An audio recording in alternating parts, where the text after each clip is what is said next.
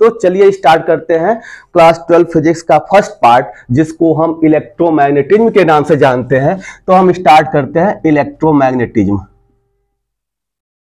Electromagnetism अब ये और इसके दो पार्ट होते हैं।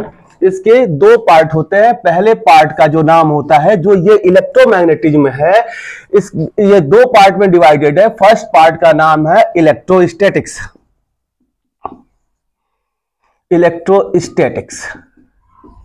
ये जो इलेक्ट्रोस्टैटिक्स है, अभी इसके बारे में बताऊंगा। पहले दूसरे पार्ट का भी यहां पे नेम लिख दिया जाए। दूसरे पार्ट का नाम होता है इलेक्ट्रोडायनेमिक्स।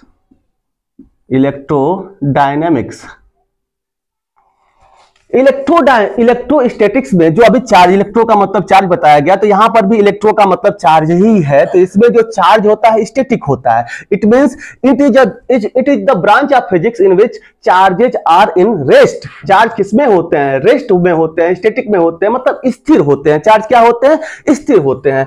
तो इसमें हम कहेंगे कि चार्ज इज इन रेस्ट। इसमें जो चार्ज होता है वो किसमें होता है? रेस्ट में होता है। और फिजिक्स का वह ब्रांच जिसमें चार्ज क्या हो? मोशन में हो, उसको क्या कहते हैं हम? इलेक्ट्रोडायनेमिक्स कहते हैं। Such branch of physics in which the charges are in motion is called electrodynamics. तो इसमें क्या होगा? Charge is in motion. इसमें चार्ज किसमें होगा? मोशन में होगा। इस ब्रांच में चार्ज रेस्ट में होता है, इस ब्रांच में चार्ज मोशन में होता है। तो आप देखिए, फर्स्ट पार्ट का नाम है इलेक्ट्रोमैग्नेटिज्म। अब इसको दो पार्ट में डिवाइड किया गया। तो पहले पार्ट में कौन कौन से ऐसे चैप्टर हैं जो इलेक्ट्रोस्टैटिक्स के अंदर आते हैं? तो फर्स्ट पार्ट में जो पहले और दूसरे चैप्टर हैं, पहला चैप्टर है आपका इलेक्ट्रिक चार्ज एंड फील्ड, और दूसरा चैप्टर है आपका electric potential and capacitor.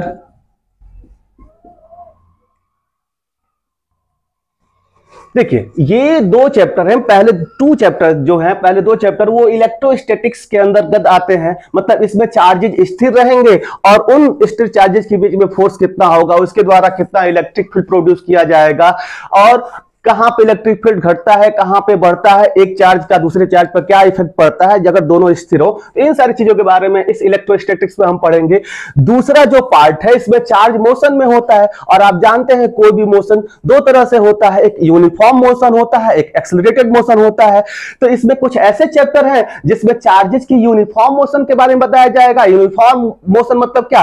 Charge एक समान स्पीड से आगे की तरफ बढ़ रहा हो। और एक्सेलरेटेड मोशन का मतलब क्या है? चार्ज की स्पीड या तो लगातार बढ़ रही हो, तो वहां पर हम कहेंगे कि वो एक्सेलरेटेड मोशन हो रहा है। तो यहां पे देखेंगे कि इस पार्ट को भी दो भागों में डिवाइड किया गया है। पहले पार्ट में जो चार्ज होता है, charge is in uniform motion, और दूसरे पार्ट में जो होता है, चार्ज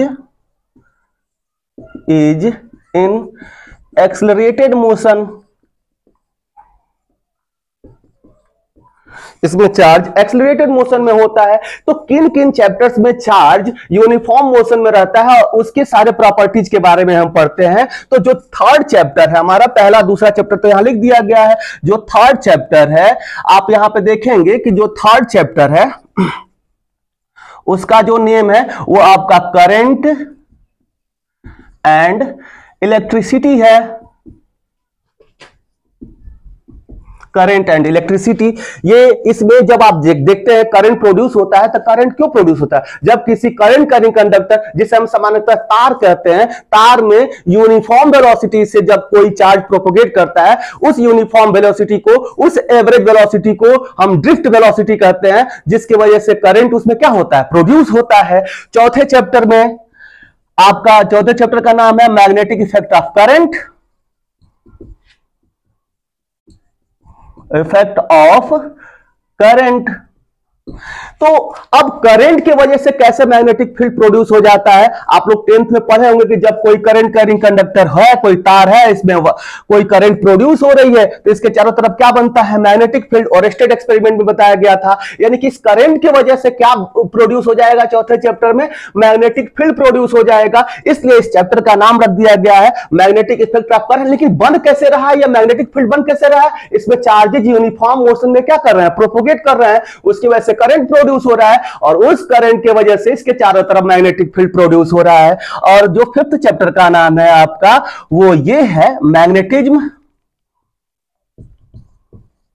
एंड मैटर।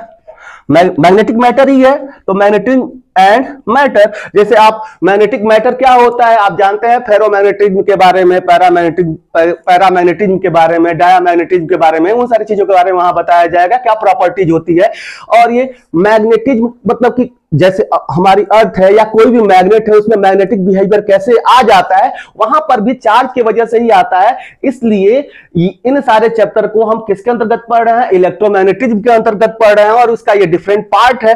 और छठे चैप्टर में हम पढ़ेंगे EMI, इलेक्ट्रोमैग्नेटिक इंडक्शन, मतलब कि इलेक्ट्रिक फील्ड की वजह से या इलेक्ट्रिक करंट की वजह से कैसे मैग्नेटिक फील्ड क्या हो जाता है, प्रोड्यूस हो जाता है, या मैग्नेटिक फील्ड की वजह से कैसे हम फैराडे लॉ वहां पढ़ाया जाएगा। और यह बताया जाएगा कि अगर कोई भी magnetic field, variable magnetic field है और वहां पे कोई अगर हम करंट कैरिंग कंडक्टर रखते हैं या कोई कॉइल रखते हैं तो उसके अंदर एक इंड्यूस करंट प्रोड्यूस हो जाती है। और उस पूरे चैप्टर का नाम हम EMI से जानते हैं, इलेक्ट्रोमैग्नेटिक इंडक्शन के नाम से जानते हैं।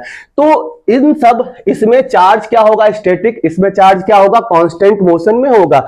और बाकी के आपके दो चैप्टर हैं जिसमें चार्ज या तो एक्सीलरेटेड मोशन करेगा, एक्सीलरेटेड मोशन के साथ साथ एक ऐसा चैप्टर है जिसको हम AC कहते हैं, 7th जो चैप्टर है आपका अल्टरनेटिंग करंट। इसमें कभी चार्जेज एक डायरेक्शन में जाएंगे फिर वापस आएंगे। तो इसमें अगर हम फिजिक्स के भाषा में देखें तो आप जानते हैं कि एक बार चार्जेस की वेलोसिटी बढ़ रही है तो एक्सेलरेट हो रही है और फिर जब वापस आएगा तो वेक्टर फॉर्म में वो घटेगा, इसका मतलब वो डिसेलरेट होगा। तो इस चैप्टर में कभी चार्ज एक्सेलरेट करेगा, कभी क्या होगा, डिसेलरेट करेगा। तो इसमें यूनिफॉर्म मोशन तो रहेगा नहीं, इसलिए हमको इस ब्रांच में इसको डालना पड़ा है जिसमें चार्जेस का मोशन यूनिफॉर्म ना होकर क्या होता है, एक्सेलरेटेड होता है। और 8वें चैप्टर का नाम है आपका इलेक्ट्रोमैग्नेटिक वेव, EM वेव के नाम से हम इसको जानते हैं। और इस EM वेव में जो चार्जेज होते हैं वो एक्सेलरेटेड मोशन करते हैं। आप लोग जानते हैं due to the accelerated motion of charges electromagnetic wave या और रेडिएशन इज प्रोड्यूस्ड। मतलब कि अगर चार्जेज एक्सेलरेटेड मोशन करेंगे तो वहां पे क्या प्रोड्यूस होता है, इलेक्ट्रोमैग्नेटिक वेव प्रोड्यूस होता है।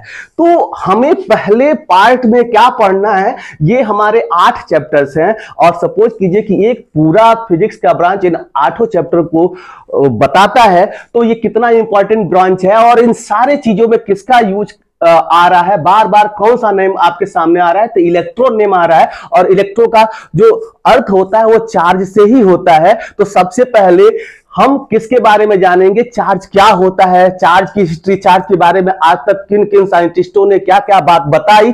तो सबसे पहले आज इंट्रोडक्शन वाला क्लास है और आपको बता दूं कि इस इंट्रोडक्शन वाले क्लास में आपको जहां इंपॉर्टेंट चीजें होंगी CBSE बोर्ड के मुताबिक, IIT नीट JEE, मतलब कि इन सारे परीक्षाओं में जो क्वेश्चन पूछे जा सकते हैं वहां पे मैं इंडिकेट करूंगा कि ये टॉपिक आपका इंपॉर्टेंट है। मान लीजिए कि अभी आपको हिस्ट्री बताई जा रही है, डिफरेंट साइंटिस्टों ने चार्जेस के बारे में क्या बताया है, मैं उसको एक्सप्लेन करूंगा। तो हो सकता है कि बहुत सारी चीजें उसमें पूछी ना जाए, लेकिन आपके जानकारी के लिए, इंट्रोडक्शन के लिए ये जरूरी है। तो चलिए अब मैं आपको इंट्रोडक्शन ऑफ चार्ज, इस हमारे वीडियो लेक्चर का नाम भी रहेगा इंट्रोडक्शन ऑफ चार्ज, आप उसको उससे ढूंढ सकते हैं नेट पर। तो हम पढ़ते हैं चार्ज के बारे में, क्योंकि ये पूरा जो आपका फर्स्ट पार्ट है वो चार्ज के बारे में ही क्या करता है, बताता है। तो आप अगर चाहें तो इसको पॉज कर स्क्रीनशॉट ले सकते हैं, ले लीजिए। ठीक है, अब मैं इसको इरेज करता हूं।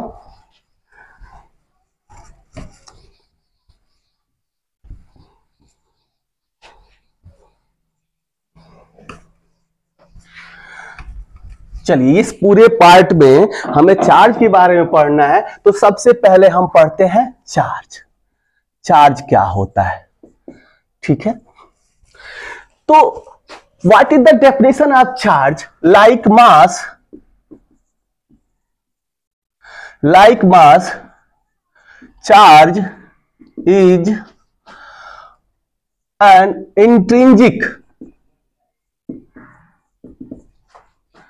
intrinsic property of matter by virtue of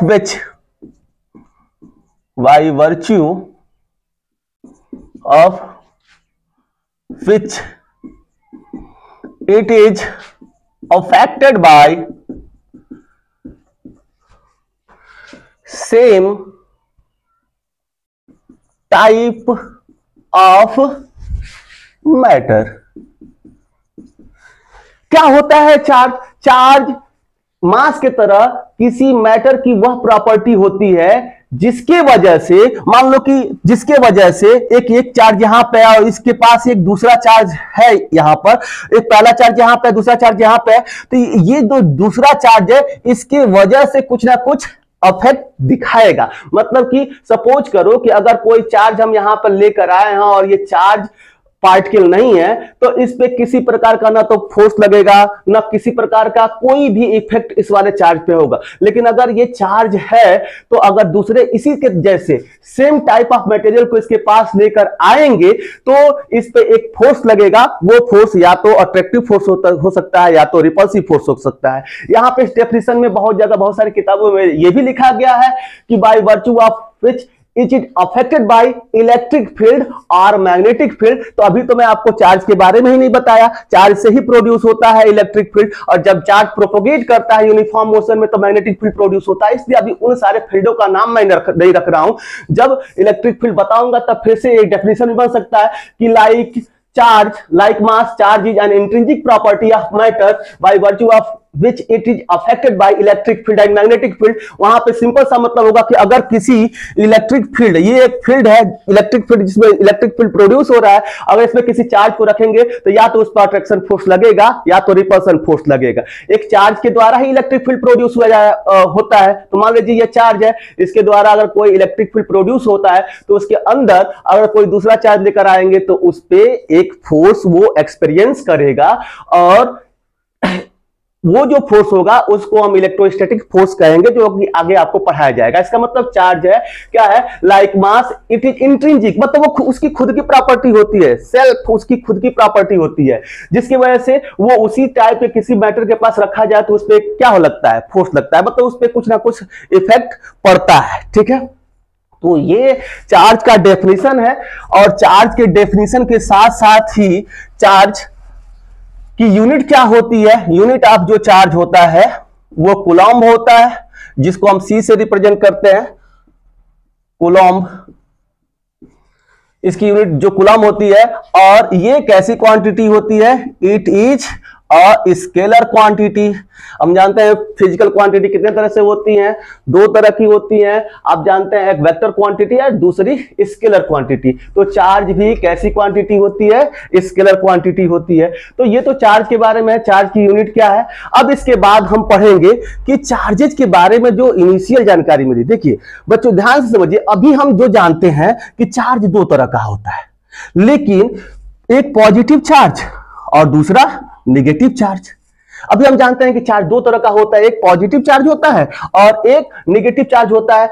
अगर पॉजिटिव को पॉजिटिव के पास रख देते हैं, इन दोनों में क्या होता है? रिपल्सन होता है। और एक पॉजिटिव को नेगेटिव, इन दोनों में क्या होगा? अट्रैक्शन होगा। पॉजिटिव नेगेटिव में क्या होगा? अट्रैक्शन होगा। पॉजिटिव पॉजिटिव में क्या होगा? रिपल्सन होगा। और नेगेटिव नेगेटिव में भी क्या होगा? रिपल्सन होगा। मतलब सेम चार्जेज में रिपल्सन और अपोजिट चार्जेज में अट्रैक्शन होता है। ये 10th में आप लोगों ने पढ़ा होगा इसके बारे में। लेकिन इसके पहले क्या चार्ज को पहले ही बता दिया गया? था कि ये दो तरह का होता है या दो तरह के चार्जेज होते हैं, इसकी जानकारी के लिए अलग अलग वैज्ञानिकों ने किस तरह से दिमाग लगाया, इनिशियली जो इसकी डिस्कवरी हुई उसको हम कैसे जानेंगे। तो इन सारी चीजों के बारे में हम हिस्ट्री ऑफ चार्ज पढ़ेंगे, उस टॉपिक के अंतर्गत जानेंगे। तो अब हम पढ़ेंगे हिस्ट्री ऑफ चार्ज, और कब ये आया कि पॉजिटिव चार्ज कब कहते हैं, नेगेटिव चार्ज कब कहते हैं, वो उस टॉपिक के अंतर्गत ही आ जाएगा।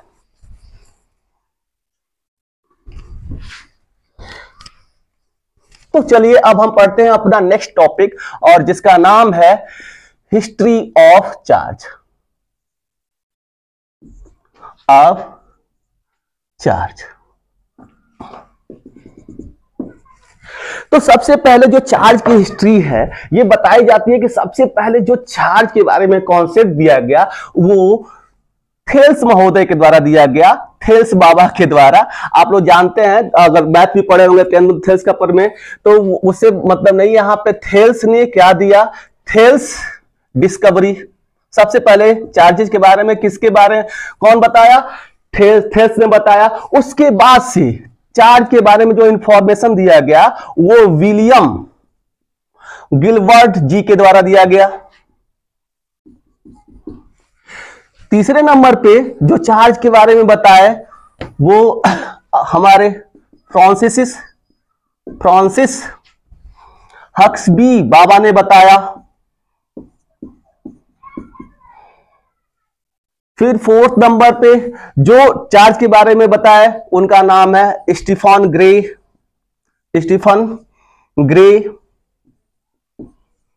फिफ्थ पर जो थे वो डूफेन। अभी मैं एक एक करके बताऊंगा कि चार्ज के बारे में इन्होंने क्या क्या जानकारियां दी थी। डूफे। और जो सिक्स नंबर पे हैं, इनको बहुत ही ध्यान से पढ़ना है। इनको पायोनियर ऑफ फिजिक्स या इंजीनियर भी कहा जाता है। पायोनियर के शब्द का अर्थ यह होता है कि उस क्षेत्र में पहला आदमी, जैसे इंजीनियर नाम लिया जा रहा है तो इंजीनियर में पहला इंजीनियर कौन था अगर आपसे पूछा जाए, तो अभी जो नाम लिखने जा रहा हूं, अगर आपको इंजीनियर बनना है तो उसका नाम भी आज से यहां पे जान लेना होगा कि पहला इंजीनियर कौन था। तो पहले इंजीनियर का नाम आप बता सकते हैं कि उसका नाम था बेंजामिन फ्रैंकलिन।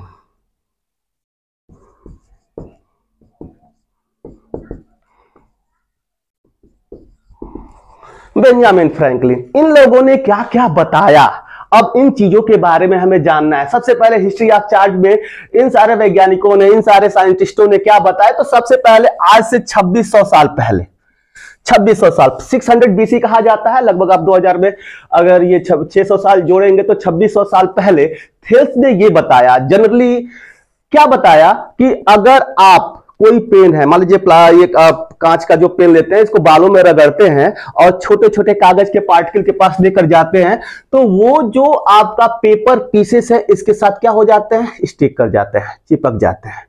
तो इन्होंने यही बताया कि जैसे अंबर कोई ऑब्जेक्ट हो गया, मतलब ये इंसुलेटर होते हैं, प्लास्टिक का कोई रॉड ले लो, अगर इसको किसी सिल्की मटेरियल से हम रब करते हैं तो ये छोटे छोटे मैग्नेटिक मटेरियल्स या पेपर पार्टिकल्स या स्ट्रॉ, अब हमारे यूपी बिहार के भाषा में भूसा जिसको हम कहते हैं, वो उसको अपने तरफ क्या करने लगता है, अट्रैक्ट करने लगता है। आप छोटे होते हैं तो नहीं, अपने दोस्त के सर पे ऐसे बाल खुजाने लगते हैं और खुला करते हैं, देखो कागजवा तो सट रहा है जी, इसमें कागज क्या होने लगता है, उसमें स्टिक करने लगता है। तो सबसे पहले आज से 2600 साल पहले थेल्स ने इस चीज को देखा था और ये बताया था कि अगर अंबर या ये जो ग्लास रॉड है इसको किसी ऐसे चीज से रब किया जाए तो ये छोटे छोटे पार्टिकल्स को अपनी तरफ क्या करने लगता है, अट्रैक्ट करने लगता है। ठीक है, अब उसके बाद से अब देखो 2600 साल बाद, अब 1600 ईस्वी तक, अभी 1600 ईस्वी तक, मतलब आज से 4 साल पहले, मतलब कि 22 साल तक इसके बारे में, चार्ज के बारे में, इन सारी चीजों के बारे में कुछ जानकारी नहीं दी गई, बहुत मतलब कोई इस पे बात ही नहीं चला। तो 1600 ईस्वी में, आज से 400 साल पहले, विलियम गिलबर्ट ने इसके बारे में बताया कि अगर मान लीजिए कि वही ये कोई अगर आपका इंसुलेटर है, जैसे ग्लास हो गया या और सारी चीजें हो गई, इन सारी चीजों को अगर किसी सिल्की मटेरियल से हम रब करते हैं तो वह छोटे छोटे पार्टिकल्स को अपनी तरफ क्या करने लगता है, अट्रैक्ट करने लगता है। इस समय तक तो अभी लॉ ऑफ ग्रेविटेशन का डिस्कवरी नहीं हुआ था, लेकिन इसके पहले लॉ ऑफ ग्रेविटेशन की डिस्कवरी हो चुकी थी। तो पहले से हम जानते थे कि किन्हीं दो बॉडीज के बीच में अट्रैक्शन फोर्स लगता है, उस फोर्स को हम क्या कहते हैं, ग्रेविटेशनल फोर्स कहते हैं। लेकिन इन्होंने देखा कि जब किसी इंसुलेटर को किसी सिल्की पार्टिकल से हम क्या करते हैं, मान लीजिए कि ये सिल्की मटेरियल है, इसको अगर इससे हम रब कर दें तो ये छोटे छोटे पार्टिकल्स को अट्रैक्ट करता है, और इसके द्वारा लगने वाला जो अट्रैक्शन फोर्स होता है वो ग्रेविटेशनल फोर्स से ज्यादा होता है। ग्रेविटेशनल फोर्स की जो वैल्यू है उससे ज्यादा होता है, बहुत ज्यादा होता है, उसके तुलना में 10⁻36 टाइम क्या होता है, ज्यादा होता है। तो ये देखा कि इसकी जो वैल्यू है वो बहुत ज्यादा है, इसलिए ये ग्रेविटेशनल फोर्स नहीं हो सकता है। इसलिए अगर ग्लास या आपके अंबर या प्लास्टिक के रॉड को अगर किसी सिल्की मटेरियल से रब किया जाए तो उस पे वो छोटे छोटे पार्टिकल्स को अट्रैक्ट करने लगता है, और वो जो अट्रैक्शन फोर्स है वो ग्रेविटेशनल फोर्स नहीं हो सकता है। वो कौन सा फोर्स हो सकता है, एक अलग प्रकार का फोर्स हो सकता है। इसलिए वो कहे कि ये जो जब इसको रब कर रहे हैं तो ये इलेक्ट्रिफाइड हो जा रहा है, और इलेक्ट्रिफिकेशन की वजह से ये चीजों को अपनी तरफ क्या होने लग कर ले रहा है, अट्रैक्ट करने लग रहा है। इन्होंने एक मिस्टेक कर दिया, इन्होंने कहा कि केवल इंसुलेटर्स को ही, जैसे ग्लास हुआ, आपका प्लास्टिक हुआ, इन जैसे चीजों को ही हम क्या कर सकते हैं, हम बना सकते हैं, यही इलेक्ट्रिफाइड करते हैं। कंडक्टर को हम इलेक्ट्रीफाइड नहीं कर सकते हैं। इस विलियम गिलबर्ट ने यह बताया कि कंडक्टर को हम इलेक्ट्रीफाई नहीं कर सकते हैं, जिसको करेक्ट किया गया डुफे के द्वारा। इन्होंने बताया कि नहीं, हम कंडक्टर को भी क्या कर सकते हैं, इलेक्ट्रीफाइड कर सकते हैं। कब, जब उसका हैंडल हम किसी या तो रबर का बना दे या तो प्लास्टिक का बना दे। तो अगर रबर का, प्लास्टिक का, मान लो कि ये एक आपका कंडक्टर हो गया और ये प्लास्टिक का, मान लीजिए कि इसका हैंड हो गया, अगर यहां से इसको रगड़ेंगे तो चार्ज इसी पे आ जाएगा। ऐसा क्यों होता है कि अब हम अभी आगे पढ़ेंगे तो उसमें बताया जाएगा कंडक्टर और इंसुलेटर के बारे में। अगर ये कंडक्टर है, अगर इसको किसी वूलन मटेरियल से अगर हम क्या करेंगे, रगड़ेंगे, तो ये चार्ज तो होगा, लेकिन जो चार्ज प्रोड्यूस होगा वो हमारे शरीर से अंदर होते हुए कहां चला जाएगा, अर्थ में चला जाएगा। इसलिए चार्ज को हाथ से पकड़ करके उसको चार्ज करेंगे तो सारे चार्ज आपके शरीर में चले आएंगे। इस वजह से उस पर कोई चार्ज नहीं बचेगा, तो आपको लगेगा कि ये चार्ज ही नहीं हो रहा है। लेकिन अगर यहां प्लास्टिक का हैंड लगा देंगे, अगर ये प्लास्टिक रहेगा तो ये प्लास्टिक इंसुलेटर की तरह से काम करता है, चार्ज को उधर ही ब्लॉक कर देगा और दिखाएगा कि ये चार्ज होता है। तो डुफे ने बताया कि नहीं, हम कंडक्टर को भी क्या कर सकते हैं, इलेक्ट्रीफाई कर सकते हैं। विलियम गिलबर्ट का एक यहां पे इनके थ्योरी में एक कमी थी, जिसने बताया था कि कंडक्टर को हम चार्ज नहीं कर सकते हैं। तो ये जानकारी रही कि इन्होंने ये बताया कि जब किसी हम ये इंसुलेटर को रब करते हैं, प्लास्टिक और अंबर जैसे इंसुलेटर को, तो वो इलेक्ट्रीफाइड हो जाता है, और वो जो फोर्स होता है वो जिस फोर्स से चीजों को अपनी तरफ अट्रैक्ट करता है वो ग्रेविटेशनल फोर्स से अलग होता है। और इसके साथ ही इन्होंने बताया कि कंडक्टर को हम इलेक्ट्रीफाइड नहीं कर सकते हैं, जिसको करेक्ट डुफे ने किया। अभी आपको यहाँ पे डुफे की थ्योरी बताई जाएगी। तो कंडक्टर को भी इलेक्ट्रीफाइड कर सकता है, ये डुफे महोदय ने बताया था। ठीक है, अब ये हम हिस्ट्री पढ़ रहे हैं, बस इसको जानकारी के लिए पढ़ रहे हैं, तो इसको ध्यान से समझ लीजिएगा कि चार्ज के बारे में किस वैज्ञानिक ने क्या कहा था, कभी कभी पूछ दिया जाता है। ठीक है, तो फ्रांसिस हक्सबी ने क्या बताया था, फ्रांसिस हक्सबी ने क्या बताया था, इन्होंने फ्रिक्शनल इलेक्ट्रिक मशीन की खोज की थी। ये पहले ऐसे वैज्ञानिक हैं जिसने फ्रिक्शनल इलेक्ट्रिक मशीन की खोज की थी, फ्रिक्शनल इलेक्ट्रिक मशीन की खोज इन्होंने की थी। और दूसरी बात इन्होंने ये बताया, कि केवल ये जो इलेक्ट्रिफाइड ऑब्जेक्ट हैं वो केवल और केवल क्या करते हैं, अट्रैक्ट करते हैं छोटे छोटे पार्टिकल को। इन्होंने बताया कि ये जो इलेक्ट्रिफाइड हो जा रहा है, पहली बार इन्होंने कहा कि वो जो इलेक्ट्रिफाइड हो जा रहा है उसको कहा जाएगा चार्ज, मतलब जिसपे वो इलेक्ट्रिसिटी आ रही है उसको हम क्या कहेंगे, चार्ज। और ये बताया था कि चार्जेज के बीच में अगर कोई दो चार्ज बॉडीज हैं तो उनके बीच में कहीं कहीं अट्रैक्शन फोर्स भी लगता है और कहीं कहीं रिपल्सन फोर्स भी लगता है। तो इसने केवल अट्रैक्शन फोर्स के बारे में बताया था, और इसने अट्रैक्शन प्लस रिपल्सन फोर्स के बारे में भी बताया था। अट्रैक्शन प्लस रिपल्सन फोर्स के बारे में बताया था कि चार्जेज के बीच में अट्रैक्शन प्लस रिपल्सन फोर्स भी होता है, और उसके साथ फ्रिक्शनल इलेक्ट्रिक मशीन की खोज भी इन्होंने किया था। अब स्टीफन ग्रे महोदय क्या योगदान था इस चार्जेज के डिस्कवरी में, तो इन्होंने on the propagation of charges inside the material there are two types of materials। इन्होंने बताया कि अगर दो तरह के मटेरियल्स होते हैं, एक ऐसा मटेरियल जिसमें चार्ज क्या करता है, बहुत इजीली प्रोपोगेट करता है, और दूसरे टाइप के जो मटेरियल होते हैं जिसमें चार्ज प्रोपोगेट ही नहीं करते हैं। तो जिस मटेरियल में चार्ज फ्लो करते हैं, चार्ज एक स्थान से दूसरे स्थान पर जा सकता है, उसको हम कंडक्टर कहते हैं। तो इन्होंने कॉन्सेप्ट दिया किसका, कंडक्टर का, और दूसरा क्या होता है, इंसुलेटर का। इन्होंने कंडक्टर और इंसुलेटर का ये कॉन्सेप्ट दिया और बताया कि जिन जिन मटेरियल्स में चार्ज प्रोपगेट करते हैं, एक स्थान से दूसरे स्थान तक जाते हैं, इजीली फ्लो करते हैं, उन्हें हम क्या कहते हैं, कंडक्टर कहते हैं। और जिसमें ये चार्जेस फ्लो नहीं करते हैं उसको हम क्या कहते हैं, इंसुलेटर कहते हैं।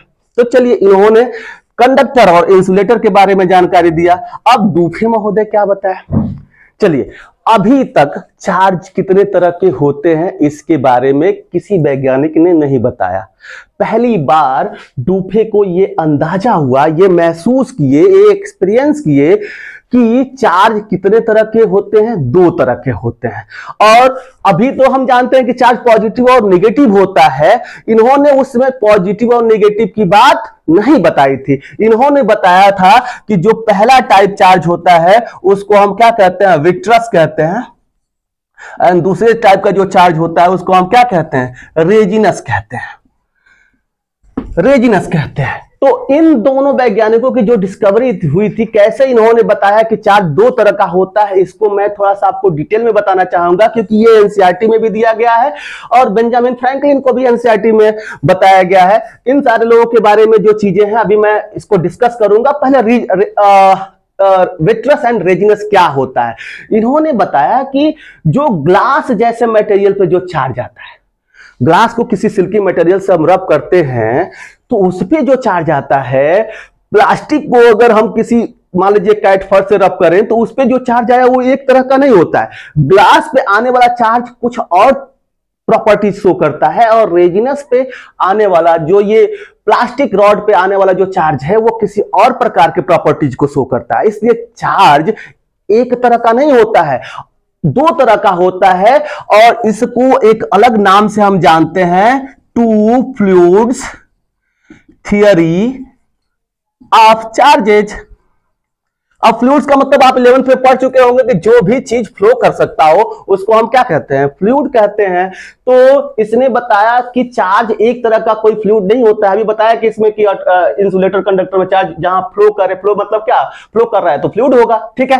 तो जिसमें चार्ज फ्लो करे वो कंडक्टर, जिसमें ना करे उसमें इंसुलेटर उसको कहते हैं। तो इसने बताया कि दो तरह का चार्ज होगा, विट्रस एंड रेजिनस, और इसीलिए इस थियरी को कहा जाता है टू फ्लूइड थियरी। अब विट्रस मतलब क्या, ये ग्लास रॉड पे जो चार्ज आ रहा है वो विट्रस है, और जो प्लास्टिक रॉड पे या अंबर रॉड पे जो चार्ज आता है उसे हम क्या कहते हैं, रेजिनस कहते हैं। आपके जानकारी के लिए बता दूं कि ग्लास पे जो चार्ज आता है अभी जो हम जानते हैं वो पॉजिटिव चार्ज आता है, और पॉजिटिव चार्ज को ही इन्होंने क्या कहा, विट्रस कहा, और इसमें निगेटिव चार्ज को क्या कहा, रेजिनस कहा। विट्रस का मतलब इन्होंने इसका शाब्दिक अर्थ बताया कि क्या, डेफिशिएंसी ऑफ इलेक्ट्रॉन। रेजिनस का मतलब क्या है, एफिशिएंसी ऑफ इलेक्ट्रॉन, मतलब उसके अंदर इलेक्ट्रॉन ज्यादा होंगे तो उस पर नेगेटिव चार्ज, इसमें इलेक्ट्रॉन निकल जाएंगे इससे तो क्या हो जाएगा, पॉजिटिव चार्ज, ठीक है। तो अभी इलेक्ट्रॉन प्रोटॉन की बात तो अभी तो यहां तक खोज ही नहीं हुई थी। आपको बता दें कि ये जो थ्योरी आई विलियम गिलबर्ट की वो लगभग 16,000 बीसी में आई। ये आपका 1731 में आया, ये 1733 में आया। वैसे ही ये सब 18,000 में हुआ, ये 1730 लगभग 39 के आसपास आया, और ये थ्योरी 1750 के पास अपना ये थ्योरी दिए इन्होंने। तो चलिए इसको हम देखते हैं। इसने बताया कि जो डुफे ने बताया कि विट्रस और रेजिनस नाम के मतलब दो चार्जेज होते हैं और टू फ्लूइड्स थ्योरी होता है। कैसे बताया, इसके लिए एक एक्सपेरिमेंट भी हुआ, इसको हम देखते हैं वो कौन सा एक्सपेरिमेंट है। उसके बाद से बेंजामिन फ्रैंकलिन ने क्या कहा चार्जेज के बारे में उसको हम पढ़ेंगे।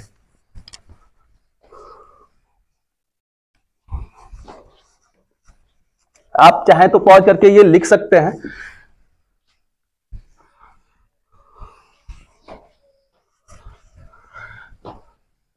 तो ये डुफे का two fluid theory of charges क्या है, इन्होंने क्या देखा, इन्होंने एक एक्सपेरिमेंट किया। इसने दो ग्लास का रॉड लिया और दोनों को एक पास लटका दिया, ऐसे किसी फ्रीली सस्पेंड कर दिया, एक मासलेस स्ट्रिंग लिया। ये दो ग्लास का इन्होंने क्या किया, रॉड लिया।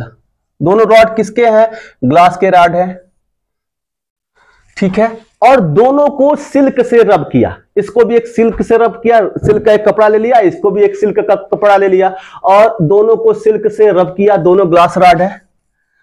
इन्होंने देखा कि दोनों रॉड एक दूसरे को क्या कर रहे हैं, रिपेल कर रहे हैं। यहां पे दोनों रॉड एक दूसरे को क्या किए, एक दूसरे को रिपेल किए।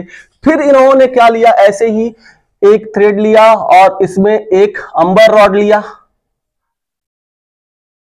और दूसरे में भी किसका रॉड लिया, अंबर का ही रॉड लिया। अब इसको ए लिख दीजिए अंबर रॉड के लिए। और इन दोनों रॉड्स को इन्होंने किससे रब किया, कैट फर से रब किया, ठीक है ना, बिल्ली के खाल से आपने इसको रब किया और देखा कि इन दोनों पर, ये दोनों भी इलेक्ट्रीफाइड हुए, इन दोनों पर भी चार्ज आया और इन दोनों में भी जो फोर्स लगा वो कैसा लगा, रिपल्सिव फोर्स लगा। अब देखिए यहां तक तो दिमाग में ये बन रहा था कि इस पे भी चार्ज आया, इस पे भी चार्ज आया और दोनों एक दूसरे क्या किए, रिपेल किए। इस पे भी चार्ज आया, इस पे भी चार्ज आया, दोनों एक दूसरे को रिपेल किया। दोनों पर तो चार्ज ही आया है ना, ये भी चार्ज हुआ है, ये भी चार्ज हुआ है। अगर चार्ज एक ही तरह का होता तो इन दोनों में से, इसमें से एक रॉड अगर ग्लास को हम यहां पर उठाकर लेकर आए और इसका एक हम अंबर का रॉड यहां पे उठा के लेकर आए, अगर चार्ज एक ही तरह से होता तो यहां पर भी इन दोनों में क्या होना चाहिए था, रिपल्सन होना चाहिए था। लेकिन ऐसा नहीं हुआ। इन्होंने देखा कि एक अंबर पे जो चार्ज आया है, ग्लास पे जो चार्ज आया और दोनों को बांस में लाया गया तो ये दोनों एक दूसरे को क्या करने लगे, अट्रैक्ट करने लगे। दोनों एक दूसरे की तरफ क्या होने लगे, अट्रैक्ट होने लगे। इसका मतलब कि अगर ये चार्ज एक ही तरह का होता, मतलब जो चीज इस पे आया वही चीज इस पे आया होता, तो यहां पर भी इन दोनों में क्या होना चाहिए था, रिपल्सन होना चाहिए था। तो इन्होंने बताया कि नहीं, चार्ज एक तरह का नहीं होता। इस ग्लास रॉड पे किसी और तरह का चार्ज आया है और अंबर रॉड पे किसी और तरह का चार्ज आया है, इसलिए यहां पर लेकर आ रहे थे, इन दोनों में क्या हो जा रहा है, अट्रैक्शन हो जा रहा है। और इसलिए पहली बार इन्होंने बताया कि जो ग्लास जैसे मटेरियल पर जो चार्ज आता है उसको हम क्या कहते हैं, विट्रस कहते हैं, और जो अंबर जैसे मटेरियल पर जो चार्ज आता है उसको हम क्या कहते हैं, रेजिनस कहते हैं। इसलिए चार्जेस दो प्रकार के होते हैं और इसको टू फ्लूइड्स थ्योरी के नाम से हम क्या कर सकते हैं, समझ सकते हैं। क्लियर। अब इसके बाद से बेंजामिन फ्रैंकलिन के बारे में हम बताएंगे कि बेंजामिन फ्रैंकलिन ने क्या कहा। आपने ये समझा, ये ग्लास लग लिया गया था, वहां पे क्या लिया गया था, अंबर का रॉड लिया गया था और वहां उन दोनों में रिपल्सन, यहां पर क्या हुआ है, अट्रैक्शन हुआ है।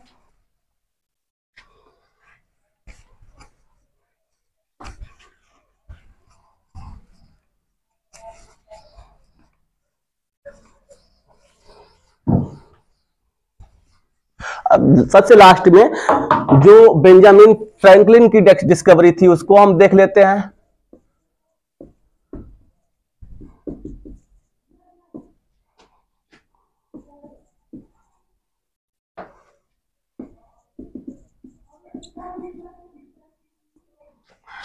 ये 1750 में ये डिस्कवरी हुई थी।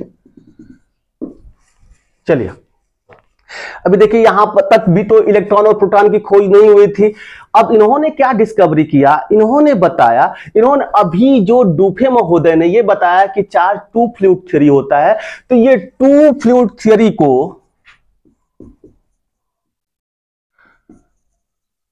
को वन फ्लूइड थ्योरी के रूप में क्या कर दिए, इसको तब्दील कर दिए, वन फ्लूइड थ्योरी।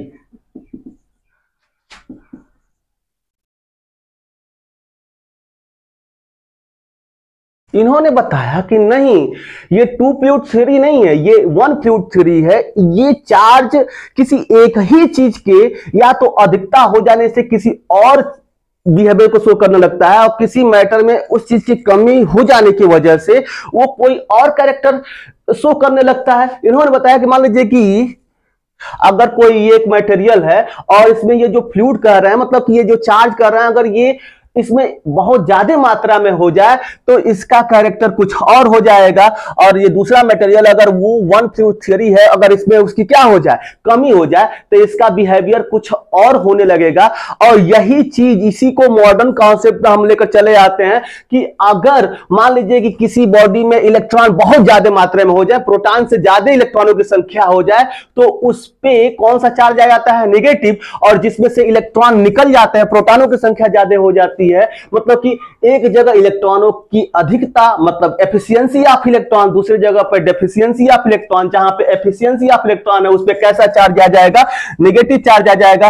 और जहां पे डेफिशिएंसी ऑफ इलेक्ट्रॉन हो जाएगा वहां पे पॉजिटिव चार्ज हो जाएगा। तो इन्होंने दो फ्लूइड थ्योरी के आधार पर टू फ्लूइड थ्योरी को किसमें चेंज कर दिया, वन फ्लूइड थ्योरी में बता दिया। कुछ बताया कि इसके अंदर कुछ ऐसा चीज है जो ज्यादा हो जाने पर इसका बिहेवियर किसी एक प्रकार का चार्ज बताएगा, और जब उसकी कमी हो जाएगी तो वो दूसरे प्रकार के चार्ज को क्या करने लगेगा, बताने लगेगा।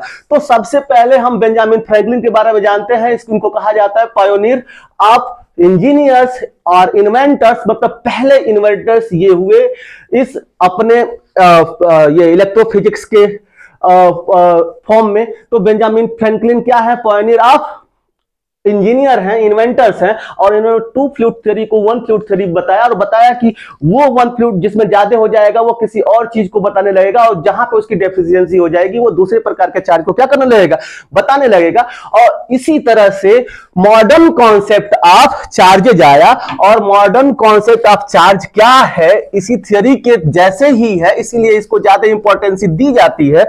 और मॉडर्न कॉन्सेप्ट ऑफ चार्ज ये कहता है कि अगर कोई, मान लीजिए कि कोई एटम है, कोई भी एटम, जितने एटम आप जानते हैं जितने इसके न्यूक्लियस में प्रोटॉन होते हैं उसके ही उतने ही इलेक्ट्रॉन इसके चारों तरफ चक्कर लगा रहे होते हैं। मान लीजिए कि इसके अंदर 5 प्रोटॉन है न्यूक्लियस में, और 5 इलेक्ट्रॉन क्या कर रहे हैं, चक्कर लगा रहे हैं इसके डिफरेंट ऑर्बिट में। और मान लीजिए कि एक और हम ले लिए हैं, एक और कोई एटम है, इसके न्यूक्लियस में 7 इलेक्ट्रॉन है, 7 प्रोटॉन है, और इसके चारों तरफ 7 इलेक्ट्रॉन डिफरेंट ऑर्बिट में क्या कर रहे हैं, चक्कर लगा रहे हैं।